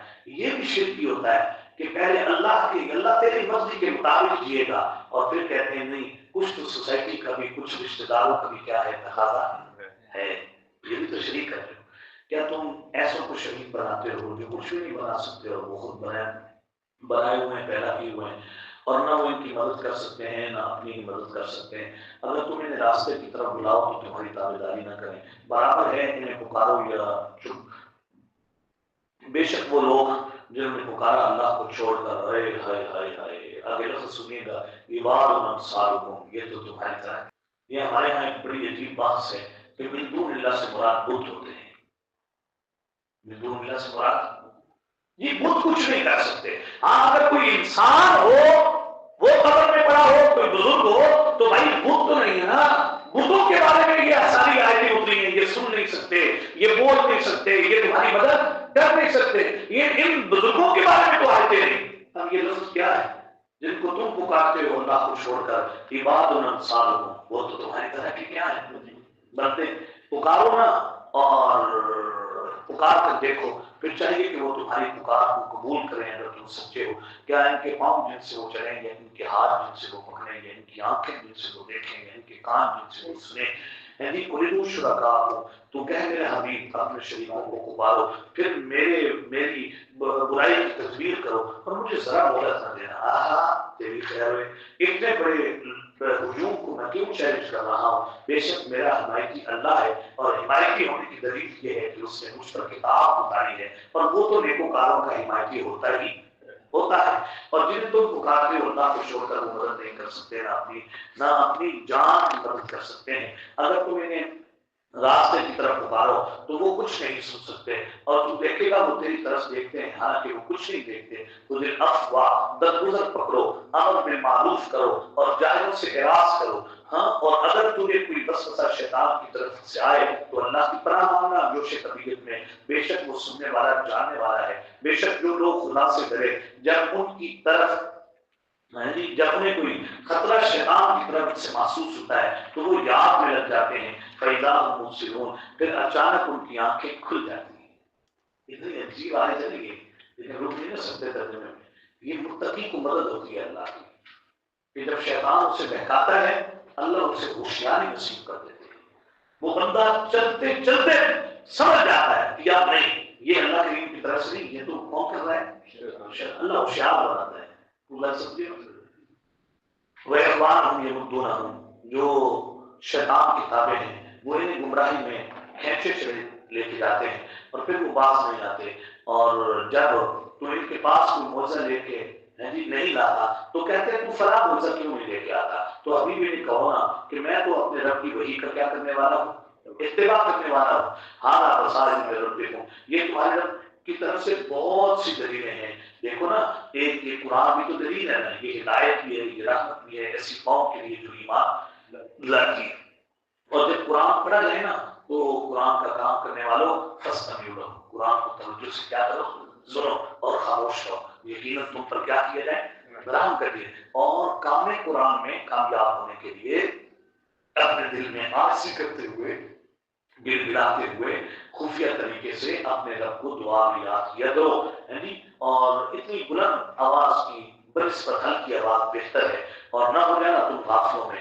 بے شک وہ لوگ جو ان درم کا لا یستکبرون, بے شک وہ لوگ جو تیرے رب کے ہاں عبادت کرتے ہیں اور عبادت میں تکبر وغیرہ نہیں کرتے. وَيُسَبِّحُونَهُ, اور اس کی کیا بیان کرتے ہیں, تسبیح. وَلَهُ يَسْجُدُونَ, اور اسی کو کیا کرتے ہیں, سجدہ کرتے ہیں. سورۃ الانفال.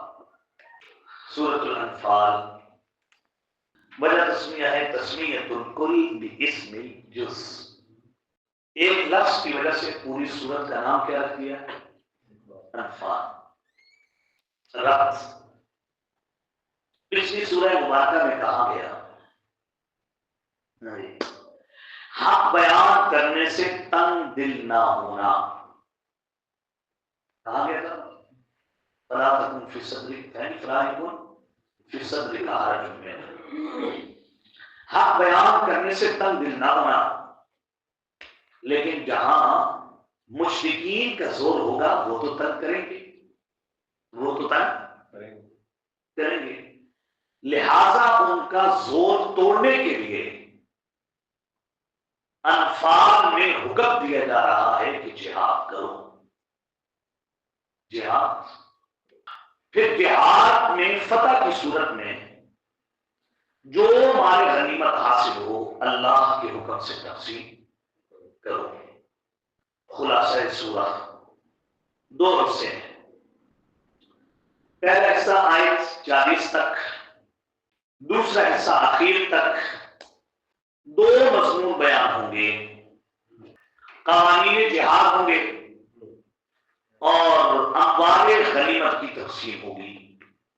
بس یہ پوری سورہ میں دو چیزیں ہیں.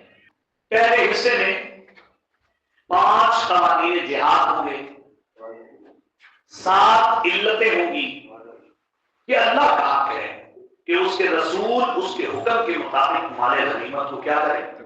تقسیم کریں.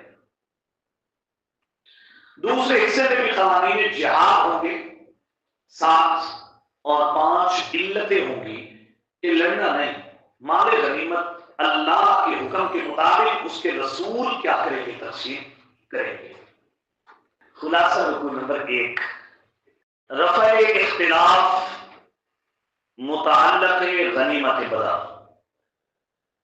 جو اختلاف مال غنیمت کے بارے میں ہوا تھا بدر میں، اس رکوع میں اس اختلاف کو رفع کرنے کا طریقہ بیان کر دیا. رفع اختلاف متعلق غنیمت بدر، وہ اختلاف ختم کرنا جو پیش آیا تھا بدر کی غنیمت کو تقسیم کرتے وقت.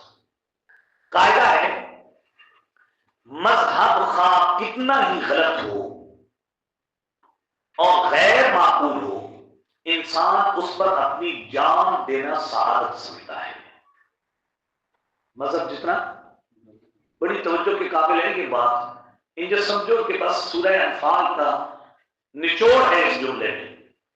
مذہب خواہ کتنا ہی غلط اور غیر معقول ہو، انسان اس پر جان دینا اپنی سعادت سمجھتا ہے. ہندو نہیں دیتے، سکھ نہیں دیتے، یہودی نہیں دیتے، عیسائی نہیں دیتے. مذہب شہر سے کیا کہا ہے؟ کہا جا رہا ہے سورہ الانفال میں کہ زور توڑنا ہے کفار کا. جن کا زور توڑنا ہے نا، انہیں بھی اپنے مذہب سے بڑی حقیقت ہے. اس لیے توجہ کیجیے گا، ممکن ہے غیر مسلم اپنے مذہب کی حفاظت میں مسلمانوں پر حملہ کرتے ہیں،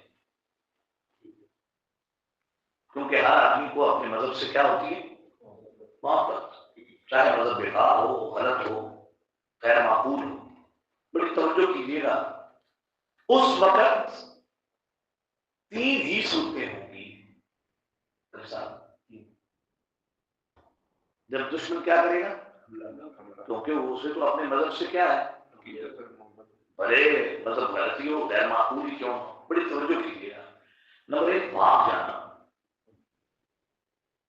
حملہ دشمن کو ہو، آدمی کیا کرے؟ بھاگ جانا. بڑی توجہ کیجیے گا ذرا جملے پہ. خاموش رہ کر ظلم برداشت کرنا یا ڈٹ کر باطل کا مقابلہ کرنا. 3 صورتیں ہوں. بھاگ جانا، خاموش رہ کر ظلم، نمبر 3 ڈٹ کر باطل کا مقابلہ کرنا. بڑی توجہ کیجیے گا جملے میں عرض کر رہا ہوں. پہلی 2 صورتیں حمیت، غیرت اور شجاعت کے خلاف ہیں. بھاگ جانا یا ظالم کے ظلم پر. یہودی اپنے مذہب کی دفاع میں کر رہے ہیں سارا، ہمیں نہیں پتا. عیسائی سارا اپنے مذہب کے دفاع میں کر رہے ہیں. جدھر مرضی آپ دیکھ لیں، جتنی جنگیں ہیں، اس کے پیچھے یہودی سازش ہے، عیسائی سازش ہے. اب وہ غیر معقول مذہب رکھنے والے اپنے غلط مذہب کی عقیدت میں تو پر حملہ آور بھی ہو سکتے ہیں. اگر حملہ آور ہوئے تو کتنی صورتیں ہیں؟ 3. بھاگ جاؤ، ظلم برداشت کرو خاموشی سے، یا ڈٹ کر باطل کا مقابلہ کرو. یہ پہلی 2 صورتیں حمیت، غیرت اور شجاعت کے خلاف ہیں. لہذا تیسری صورت لازمی ہے، کیونکہ مذہب.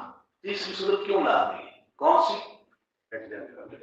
ڈٹ کر باطل کا، کیونکہ مذہب جذبات حریت، غیرت کا مربی ہے. کیونکہ مذہب ان کو غیرت دلا رہا ہے، غلط ہو، غیر معقول. کیونکہ مذہب جذبات حریت اور غیرت کا مربی ہے نہ کہ اس کے فلاح کرنے والا. مذہب تو جذبے پیدا کرتا ہے، شجاعت کے، بہادری کے، دلیری کے، ڈٹ جانے کے. مذہب جس بندے میں ہو اس سے ان چیزوں کی فنا کبھی بھی ہوتی. پوری عجیب ایسے گل کی گزرنا ہے. اللہ اکبر. توجہ کیجیے گا چلیے غور بھی لیتا ہے. اس لیے قانون جنگ بتایا جا رہا ہے. اس لیے تو قانون کیونکہ یہ تو مربی ہے. یہی تو حمیت غیر شجاعت کیا کرے گا پیدا.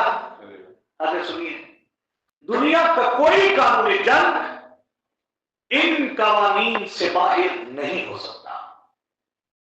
مشرکین کا زور توڑنے کے لیے کیا کرنا ہے؟ جہاد کرنا پڑے گا زور توڑنے کے لیے. اللہ اکبر. اس کے لیے قانون جنگ چاہیے. اور ہم سورہ انفال میں تمہیں ایسے ضابطے بیان کر رہے ہیں کہ دنیا میں کہیں بھی ایسے قانون جنگ نہیں ہوگا جتنے بہترین ضابطے ہم نے قرآن میں بیان کر دیے. اس لیے ہم تھوڑی نہ کہتے ہیں، غیر مسلم کہتا ہے کہ حضور سے بڑھ کر بہترین سپہ سالار آج تک دنیا میں پیدا نہیں ہوا. اس کی وجہ جتنا مال ہے اس پر قناعت کرو، اپنے حقوق نہ جتلاؤ. جو کریں مال غنیمت ملنا ہے نا، تو جھگڑا ہو گیا تھا نا. جوان کہتے تھے ہمیں دو، بزرگ پیچھے بیٹھے ہوئے کہتے تھے مشیر ہم ہیں لہذا ہمیں دو. قرآن کہہ رہا ہے کہ جتنا مل جائے اس پر قناعت کرو، اپنے احسان نہ جتلاؤ. ایک کہہ رہا ہے ہم لڑے تھے، دوسرا کہہ رہا ہے ہم مشورے دے رہے تھے. بہرحال توجہ فرمائیے، نفل کے معنی ہوتے ہیں زیادہ. اس سے مراد مال غنیمت ہے. بڑی توجہ کیجیے، اس مال غنیمت کو نفل کیوں کہا جاتا ہے؟ انفاق کیوں کہتے ہیں؟ کیوں اس مال کو زائد اس لیے کہا جاتا ہے کہ مجاہد کی اصلی غرض جنگ ہے، حق کچلا جا رہا ہے. اسے کہا جا رہا ہے کہ تم حق کی بنیاد کو. جنگ اصل مقصد ہے، مال اصل مقصد نہیں ہے. تو جنگ کے مقابلے میں مال کو ایک اضافی کیا ہوا؟ چیز ہوا. اس لیے سے نفل کہا جاتا ہے. توجہ کیجیے گا، حق کچلا جا رہا ہے، اس لیے اگر سر دے دیا تو حق بچ جائے گا.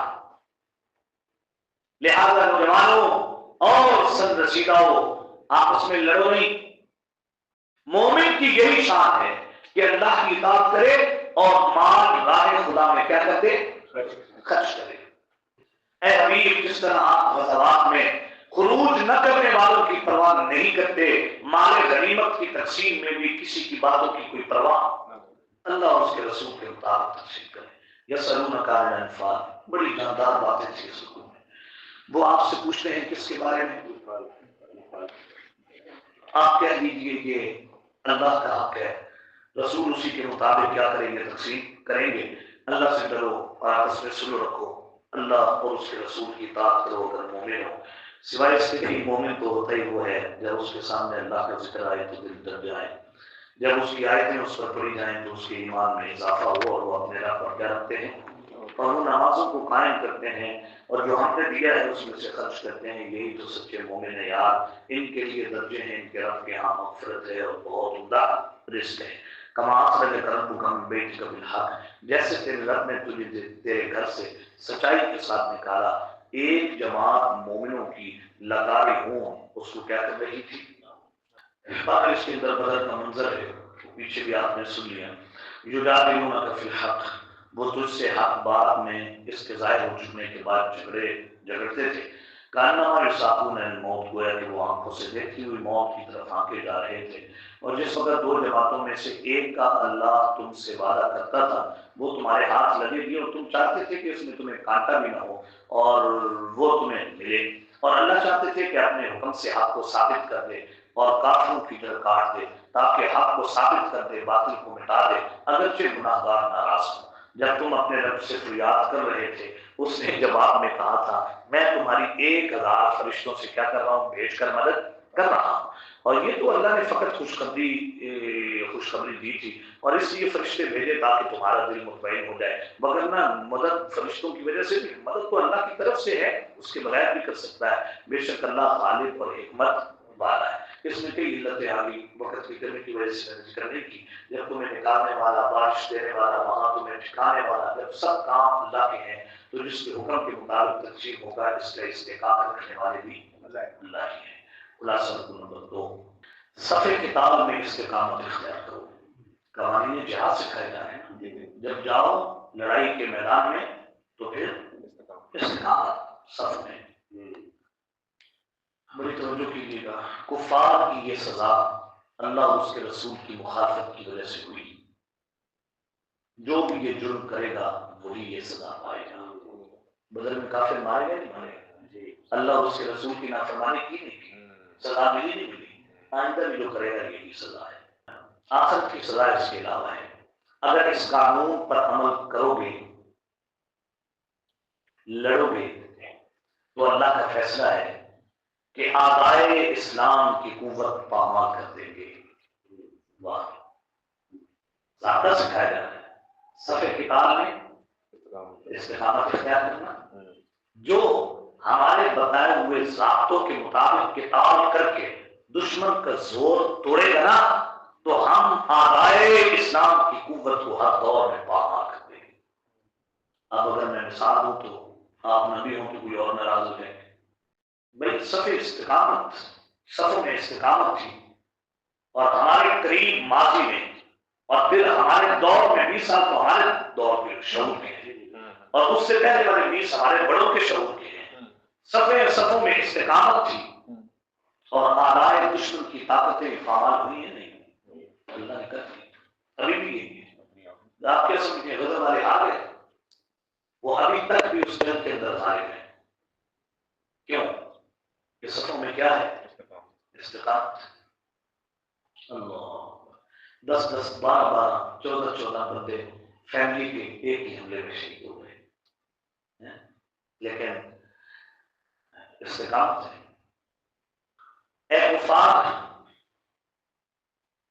پھر سر اٹھاؤ گے تو کچل دیے جاؤ گے. کیا بات ہے! تمہاری مادی طاقت اللہ کی طاقت کے مقابلے میں بیکار ہے، کیونکہ مومنوں کو اللہ کی حمایت حاصل ہے. اس لیے تمہاری مادی طاقت کچھ بھی کر نہیں سکتی. یہ اللہ کے ترجمہ دیکھیے. جس وقت اس نے تم پر اپنی طرف سے تسکین کے لیے اونگ ڈال دی، تم پر آسمان سے پانی اتارا تاکہ تمہیں اس کے ذریعے پاک کر دے، شیطان کی نجاست تم سے دور کر دے، تمہارے دلوں کو مضبوط کر دے اور اس سے تمہارے قدم جما دے. جب تیرے رب نے فرشتوں کو حکم بھیجا کہ میں تمہارے ساتھ ہوں، تم مسلمانوں کے دلوں کو ثابت رکھو، میں کافروں کے دلوں میں دہشت ڈال دوں گا، سو گردوں پر مارنے ہوں گے اور ان کو پورا ہے جی، اور ان کے جو ورد کو میں کلا بنا، ان کے جو کیا ہے وہ انہیں ان پہ مار جس سے اسلحہ پکڑتے ہیں. یہ اس لیے ہے کہ وہ اللہ اور اس کے رسول کی کیا ہے؟ مخالف ہیں. وہ جو اللہ اور اس کے رسول کی مخالفت کرتا ہے بس بے شک اللہ بھی سخت سزا دینے والا ہے. یہ تو چکھ لو نا اور جان لو کہ آخرت کا عذاب ہے کافروں، اس سے بھی زیادہ کیا ہے؟ برا ہے، سخت ہے. اے ایمان والو، جب تم کافروں سے میدان جنگ میں لڑو نا تو پیٹھ پھیر کر نہ آنا، بات سمجھے. اور جو کوئی اس دن اس سے پیٹھ پھیر کر آئے گا مگر یہ کہ لڑائی کا ہنر کرتا ہو یا فوج میں جا ملنے کی نیت ہو. اب ذرا بڑی توجہ سے سنیے گا، لڑنے والے سپاہی کون تھے؟ صحابہ. لڑ بھی اللہ کے لیے رہے تھے. کہا کہ صفوں میں استقامت اختیار کرو، اگر نہ کی نا مڑ کر بزدلی دکھا کر واپس آئے فقط باء بغضب من اللہ کا غضب ہوگا، ومأواہ جہنم، اور ٹھکانہ جہنم ہوگا. اور جن نے کبھی جہاد کیا ہی نہیں بھائی، اتنی ضرورت تو کر گئے نا کہ میدان تک پہنچ گئے، اور جنہوں نے میدان تک جانے کا کبھی سوچا ہی سن لو آئے کافر. وہ بے سب نصیر بہت برا ٹھکانہ ہے. فلم تقتلوہم، سو تم نے انہیں قتل نہیں کیا بلکہ اللہ ہی قتل کر رہے تھے. تو نے مٹی نہیں پھینکی ہے میرے حبیب، اصل میں اللہ ہی نے پھینکی ہے، اور تاکہ اللہ ایمان والوں کو اپنی طرف سے خوب احسان کرے۔ بے شک اللہ سننے والا جاننے والا ہے۔ یہ تو ہو چکا، اور بے شک اللہ کافروں کی تدبیر کو کمزور کرنے والا ہے۔ اگر تم فیصلہ چاہتے ہو تو تمہارا فیصلہ آ چکا ہے، اگر دوبارہ سر یعنی اگر بات آ جاؤ تو تمہارے لیے بہتر ہے، سر اٹھاؤ گے تو کچل کے جاؤ گے، پلٹو گے ہم بھی پلٹیں گے، اور تمہاری جمعیت تمہارے ذرا بھی کام نہیں آئے گی اگرچہ وہ بہت ہوں۔ آپ اندازہ کریں قرآن کیا کہہ رہا ہے، اگر پلٹو گے ہم بھی پلٹیں گے، تمہاری جماعتیں اگرچہ زیادہ ہوں لیکن تمہیں کام نہیں آئیں گی۔ کیوں؟ وَأَنَّ اللَّهَ مَعَ الْمُؤْمِنِينَ، اللہ مومنوں کے ساتھ ہے۔ خلاصہ نمبر 3، میدان جنگ میں بڑی توجہ کیجیے گا اس بات پہ، اللہ اور اس کے رسول کے مطیع رہو، اس کی اطاعت کو زندگی سمجھو، اللہ اور اس کے رسول کے کیا رہو، مطیع رہو، اس کی اطاعت کو زندگی سمجھو، عطائے فرض پہ خیانت نہ کرو۔ بڑی توجہ کیجیے گا، اطاعت میں زبانی جمع خرچ نہ ہو، عمل کر کے دکھاؤ۔ کہا کیا جا رہا ہے، اطاعت میں زبانی جمع خرچ نہ ہو، عمل کر کے دکھاؤ۔ سننے کے بعد سمجھ کر عمل نہ کرنا انسانیت نہیں، یہ حیوانیت ہے۔ یہ انسانیت نہیں، یہ کبھی ترجمہ آئے گا سمجھ لیجیے، بلکہ اس سے بھی بدتر ہے، کیونکہ وہ کچھ حد تک تو تعمیل حکم کر دیتے ہیں نا۔ اگر اللہ لوگوں میں قلب حق دیکھیں تو ہدایت دیتے ہیں، لیکن شامت اعمال کے سبب یہ صلاحیت بھی ختم ہو جاتی ہے، انسان طالب ہی نہیں رہتا۔ اے مسلمانوں توجہ کیجیے گا، اللہ کی آواز پر لبیک کہو، اس آواز کو پیغام حیات خیال کرو۔ اللہ کریم کی طرف سے کیا آ رہی ہے آواز، اسے کیا سمجھو، اسے پیغام حیات سمجھو، کیونکہ اللہ انسان اور بڑی توجہ کیجیے جملے پہ، کیونکہ اللہ انسان اور اس کے ارادوں میں حائل ہو جاتے ہیں، پھر انسان ارادوں پر مضبوطی سے نہیں رہ سکتا۔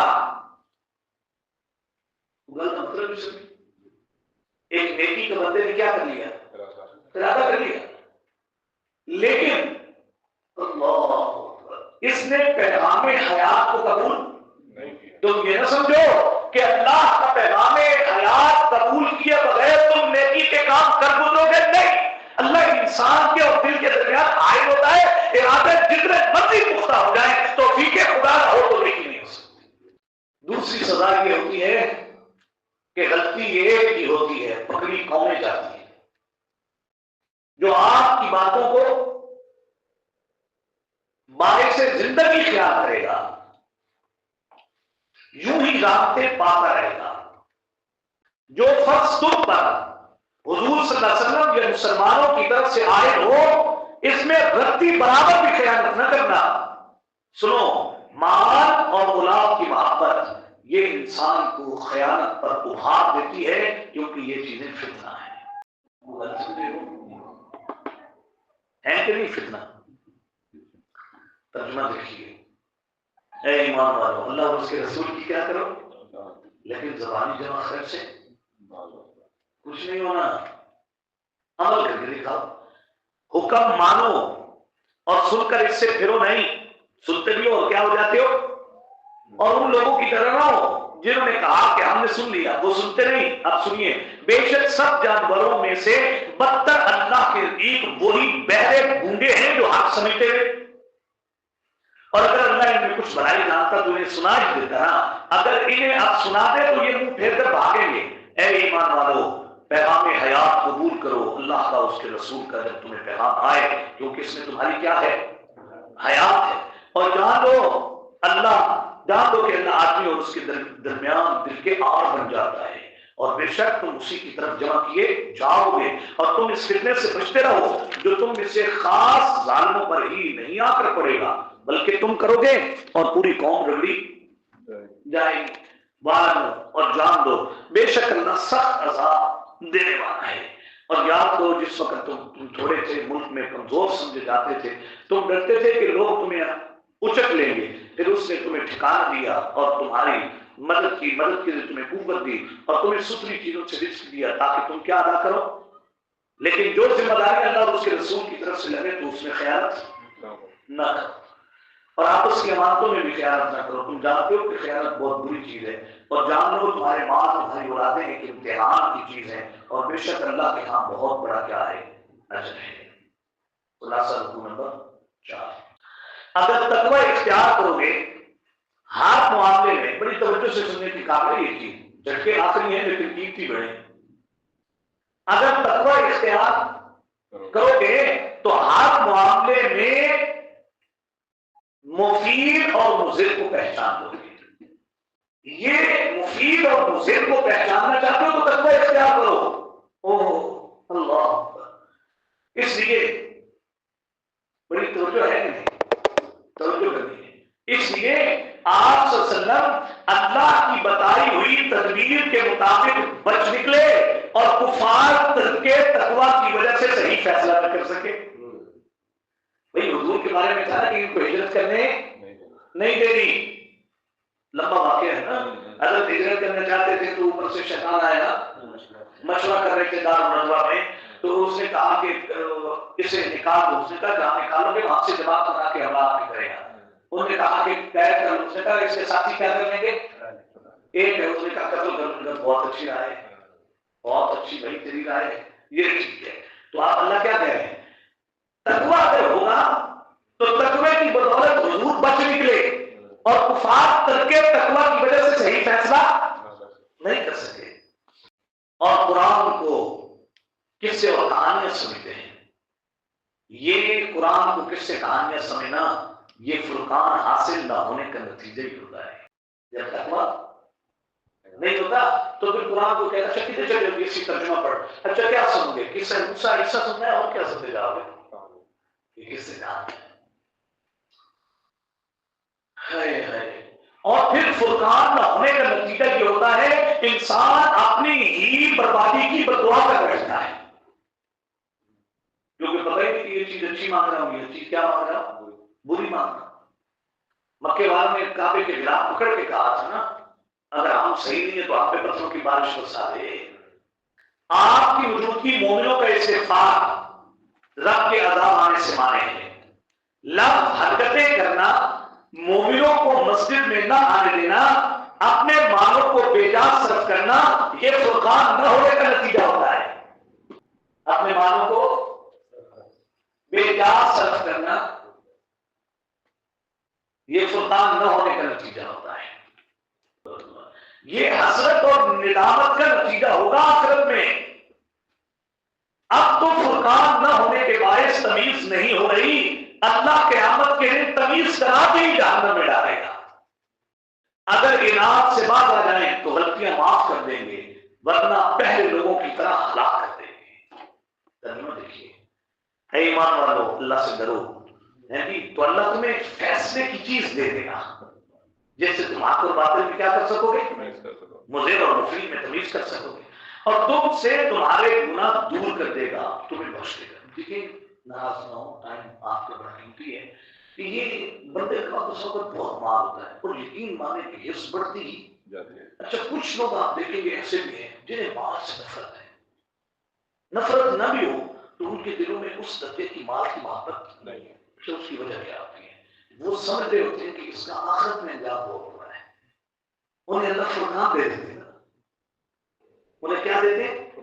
وہ کثرت مال سے گھبراتے ہیں، اور جن کے پاس فرقان نہیں ہوتا وہ مضر مفید کو پہچانتے نہیں اور وہ کثرت مال کو اپنی خواہش بنا کے دیتے ہیں۔ ہم میں سے جس بھائی کے پاس، جس خاتون کے پاس جتنا ہے، اگر آج وفات ہو جائے تو وہ کس کا ہے؟ اگر ہم جیسے دین کے ساتھ وابستہ لوگوں کو خدا یاد نہ آئے، جو جھوٹی نسبتیں رکھتے ہیں، ماں باپ یاد نہ آئے، تو پھر وہ اولادیں جن کا دین سے تعلق ہی کوئی نہیں، ان کو بھی مرنے کے بعد کبھی باپ اور ماں یاد آئے، وہ بھی کبھی قبرستان کریں گے، وہ کبھی دیکھ کر کہیں گے کہ یہ ہمارے باپ کے نام کا ہے، یہ ہماری ماں کے نام کا ہے، میں نہیں دیتا تو میری نسلیں کہاں دیں گی۔ یہ جو ماں کی محبت ہے نا، یہ فرقان نہ ہونے کا کیا ہے؟ نتیجہ ہے، ورنہ ماں کوئی اچھی شے نہیں۔ اللہ بڑے فضل والے ہیں اور معاف کر دے گا تم سے تمہاری سیئات اور بخش دے گا، بڑے فضل والا ہے۔ جب کافر تیرے متعلق تدبیریں سوچ رہے تھے کہ تمہیں قید کر دیں، تمہیں قتل کر دیں، تمہیں دیش بدل کر دیں، اور وہ اپنی تدبیریں کر رہے تھے، ادھر اللہ کی ذات بھی تدبیر کر رہی تھی، اور اللہ سب سے بہتر تدبیر کرنے والا ہے۔ جب ان کے سامنے ہماری آیتیں پڑھی جاتی ہیں تو کہتے ہیں ہم نے سن لیا، اگر ہم چاہیں تو اس کے برابر ہم بھی کہہ سکتے ہیں، یہ تو پہلے لوگوں کے قصے اور فرقان نہیں ہے نا، تو قصے اور کہانی ہی کہو گے۔ اور جب انہوں نے کہا کہ اے اللہ اگر یہ دین تیری طرف سے حق ہے تو ہم پر آسمان سے پتھر برسا، ہمارے اوپر دردناک عذاب لیا۔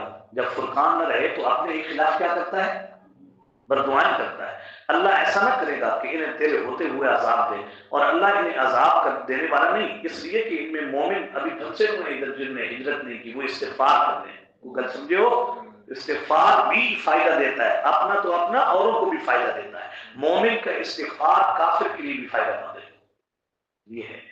اور اللہ انہیں عذاب کیوں نہ دے، حالانکہ وہ لوگوں کو مسجد حرام سے روکتے ہیں، وہ اس کے آل نہیں ہیں، اس کے آل تو پرہیزگار ہیں، لیکن اکثر اسے جانتے نہیں ہیں۔ ان کی نمازیں سیٹیاں تالیاں ہوتی ہیں، کیوں کہ ان کے پاس فرقان نہیں ہے۔ تو چکو تم عذاب کو بس اس کے جو تم انکار کرتے تھے۔ بے شک وہ لوگ جو کافر ہیں وہ خرچ کرتے ہیں اپنے مال کو تاکہ وہ لوگوں کو اللہ کی راہ سے روکیں۔ سو ابھی اور بھی خرچ کریں گے، اور پھر یہ خرچ کرنا ان پر حسرت بن جائے گا، پھر یہ مغلوب کر دیے جائیں گے۔ کچھ سمجھے ہو کیا؟ نہیں سمجھے؟ بھائی امریکہ افغانستان میں آیا، ادھر جو لوگ پہلے افغانستان میں جاتے تھے وہ جانتے تھے ٹوٹی پھوٹی روڈیں ہوتی تھیں، ان کے پاس کچھ بھی نہیں تھا۔ افغانستان ادھر آیا، اس نے ایئرپورٹ بنا دیے، اس نے پورے افغانستان میں سڑکوں کے جال بچھا دیے، وہ کابل بنا دیا، اور فلاں بڑا کچھ کر دیا۔ اللہ کیا کہہ رہے ہیں؟ کافر لوگوں کو اللہ کی راہ سے روکنے کے لیے خرچ کریں گے، پھر اور بھی خرچ کریں گے، ہم نہ پھر اپنی تدبیروں سے ان کے خرچ کو ان پر حسرت بنا دیں گے۔ انہوں کہیں گے وہ ایئرپورٹ سے باتوں کے لے لو چھے دے بس سمجھے نہیں سکتے۔ ہاں یہ اللہ حسرتیں بناتا ہے، یہاں بھی وہ کر رہے ہیں۔ تو بس کی مراد ترجمہ دیکھو، ایک کی بات بس، اور وہ جو کافر ہیں وہ تو جہنم کی طرف جمع کیے جائیں گے، تاکہ اللہ ناپاک کو پاک سے جدا کر دے، اور ایک ناپاک کو دوسرے پر ڈھیر بنائے، اور پھر اللہ ان کو دوزخ میں ڈالے۔ یہی تو نقصان اٹھانے والے ہیں۔ وآخر دعوانا ان الحمدللہ رب العالمین۔ وهذا صراط ربك مستقيما، اور یہی تمہارے پروردگار کا سیدھا رستہ ہے۔